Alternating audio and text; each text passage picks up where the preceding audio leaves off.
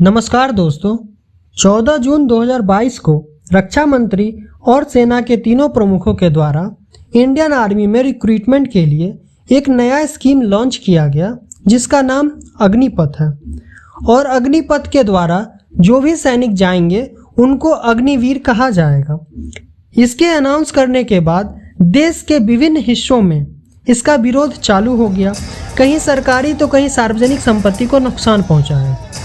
सबसे बड़ा सवाल यह है कि यह स्कीम इतना विवादों में क्यों है। तो आइए जानते हैं अग्निपथ स्कीम क्या है और इसको क्यों लॉन्च किया गया और इसके क्या क्या फ़ायदे और क्या क्या नुकसान हैं।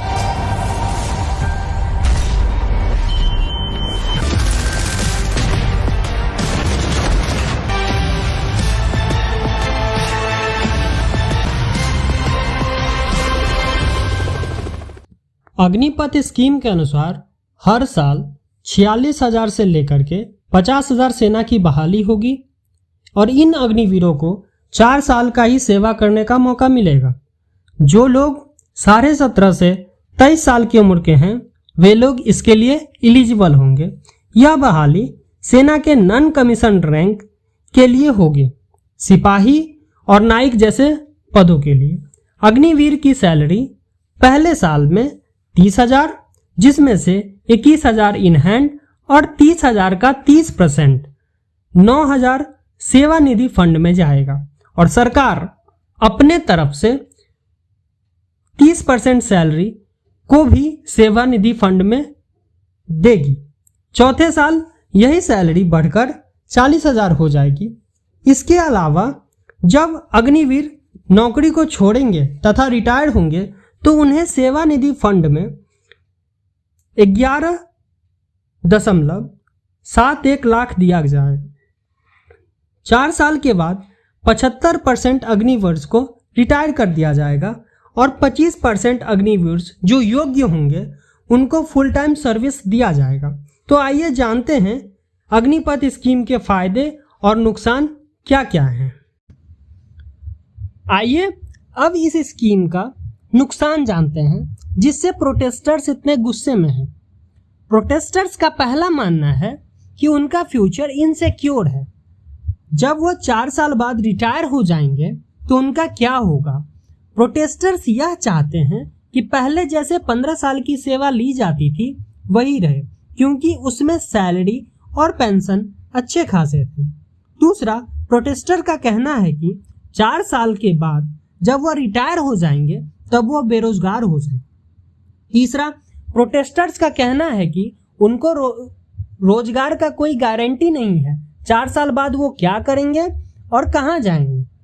चौथा, उनका कहना है कि 11,71,000 रुपये सिर्फ मिलेंगे। उसके बाद ना तो उन्हें कोई पेंशन मिलेगी और ना ही कोई अतिरिक्त लाभ मिलेगा। आइए इस योजना का फायदा जानते हैं।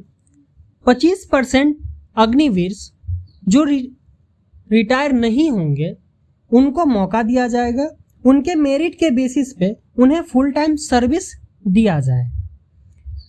दूसरा, रिटायर्ड अग्निवीर को 4 साल के बाद सेवानिधि फंड में से 11,71,000 रुपये दिए जाएंगे, जिससे वह चाहे तो आगे का कोई बिजनेस शुरू कर सकते हैं तथा या फिर आगे के पढ़ाई के लिए इसका उपयोग कर सकते हैं।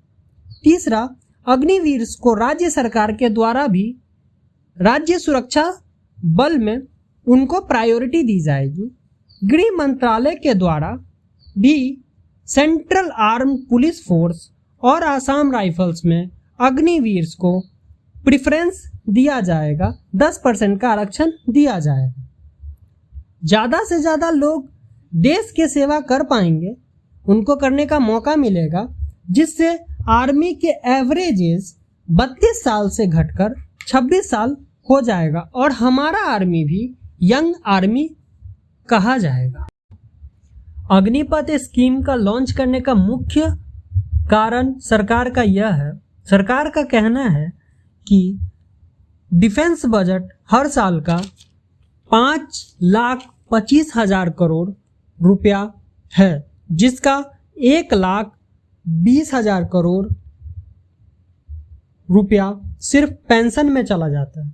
सरकार का कहना है कि वह इन पैसों से आर्मी को मॉडर्नाइज करने में करेगी। अग्निपथ योजना के अंतर्गत यह प्रयास किया जा रहा है कि इंडियन आर्म्ड फोर्सेस का प्रोफाइल पूरी तरह से यूथफुल हो। यूथफुल प्रोफाइल से यह फायदा भी होगा कि उन्हें नई नई टेक्नोलॉजी के लिए आसानी से ट्रेन किया जा सकेगा और उनकी हेल्थ और फिटनेस का लेवल भी काफी बेहतर होगा। भारतीय सेनाओं को विश्व की बेहतरीन सेना बनाने के लिए उस दृष्टि से आज कैबिनेट कमेटी ऑन सिक्योरिटी ने भी एक ऐतिहासिक फैसला किया है। आज का अग्निपथ नामक एक ट्रांसफॉर्मेटिव योजना हम ला रहे हैं जो हमारी आर्म्ड फोर्सेस में ट्रांसफॉर्मेटिव चेंजेज लाकर उन्हें फुली मॉडर्न और वेल इक्विप्ड बनाएगी। आइए अब जानते हैं कि प्रोटेस्ट होने के बाद सरकार ने कुछ बदलाव किया, वो क्या क्या है।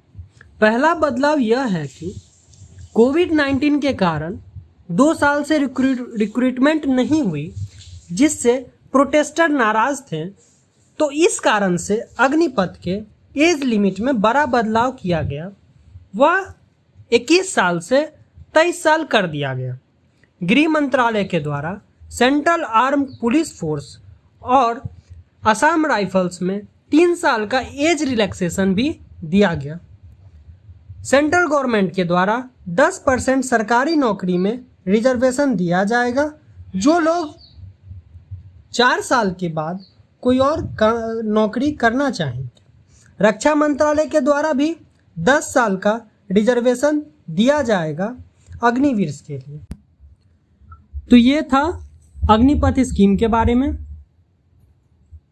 अगर आपको ये वीडियो पसंद आया हो तो चैनल को सब्सक्राइब करें, लाइक करें, शेयर करें और कमेंट सेक्शन में बताएं कि यह वीडियो कैसा है।